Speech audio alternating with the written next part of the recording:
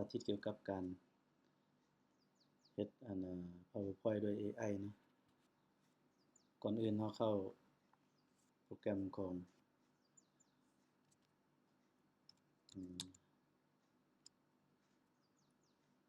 Gamma เนาะ Gamma นี้พิมพ์ gamma.app เนาะ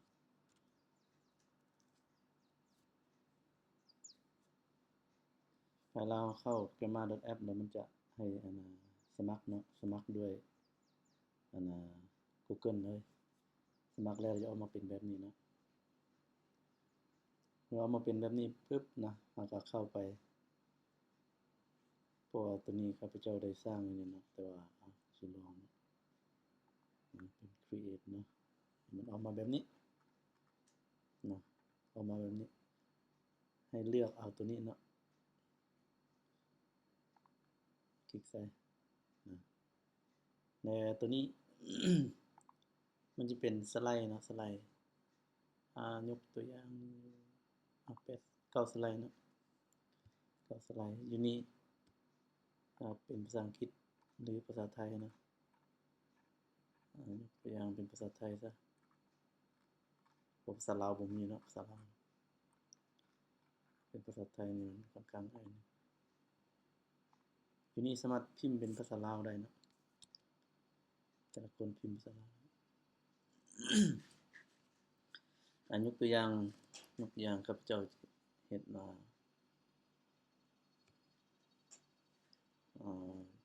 ว่าได้เนาะเอาตัวอย่าง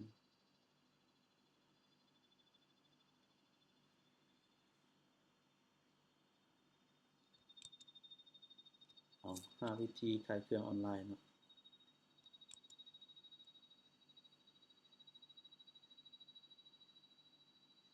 5 วิธีขายเครื่องออนไลน์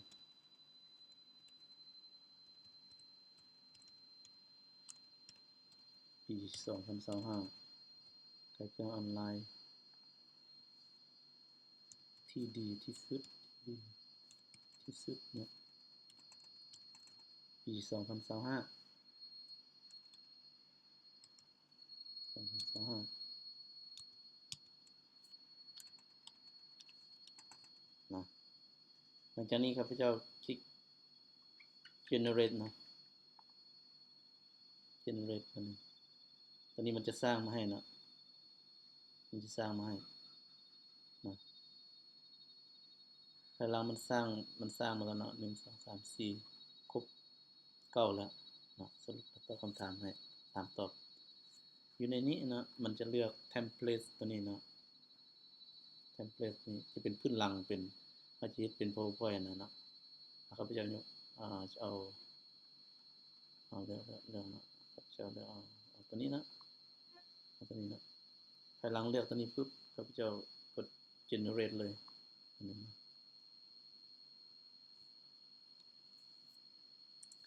เมื่อ generate เราก็รอท่าเนาะรอท่ามันจะประมวลผลแล้ว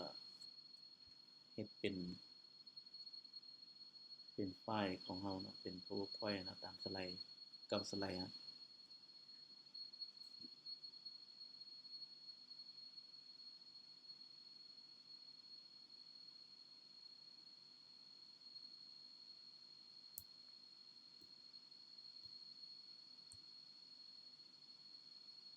จะซ่านิดนึงครับเป็นเล็กซ่า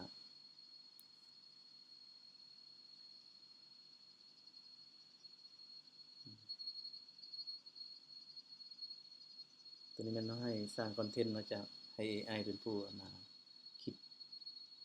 คิดให้เฮาเนาะมันสร้างขึ้นมาให้เฮา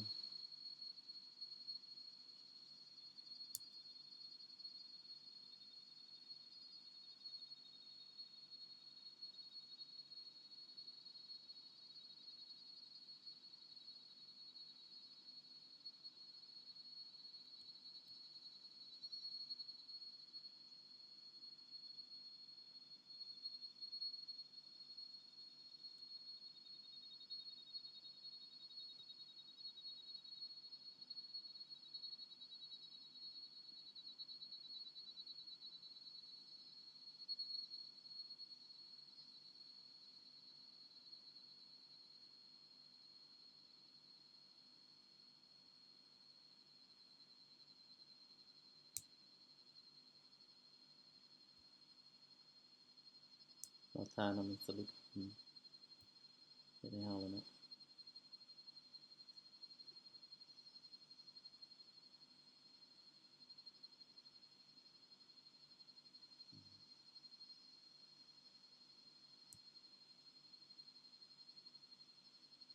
เห็นบ่ตัวสุดท้ายมันยังเปิดโอกาสกับทาง AI มันจะนี่เนาะเบิ่งเราเขียนไปเมื่อกี้พร้อมเมื่อกี้เนาะ5วิธีขายออนไลน์ที่ดีที่สุดปี2025เนาะเราเขียนเป็นภาษาลาวแต่ว่าอันนี้มัน generate เป็นภาษาไทยให้เนาะบาดนี้เบิ่งเนาะแต่ละสไลด์ถือว่าโอเคเด้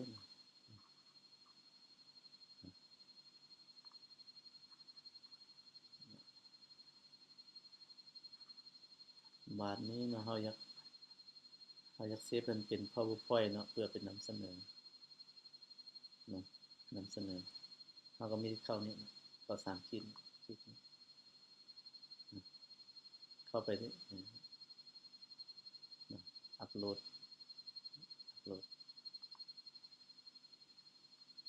explode มันเข้าไปนี่เข้าไป explode to PowerPoint มันจะเป็น PowerPoint หรือว่าจะเป็น PDF ก็ได้เนาะนะ PDF ก็ได้เป็น PowerPoint ก็ได้เป็นรูปก็ได้นะสำหรับ AI ตัวนี้เนาะมันสามารถเฮ็ดให้เราได้นะคลิกติ๊กได้เลยเนาะ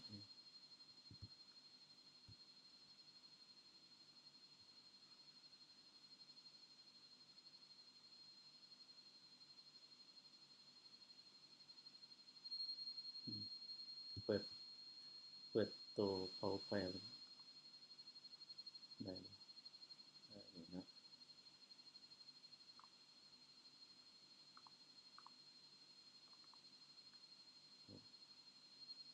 ของข้าพเจ้าต้องเอาไปเข้าอยู่อันตัวนั้นเนาะ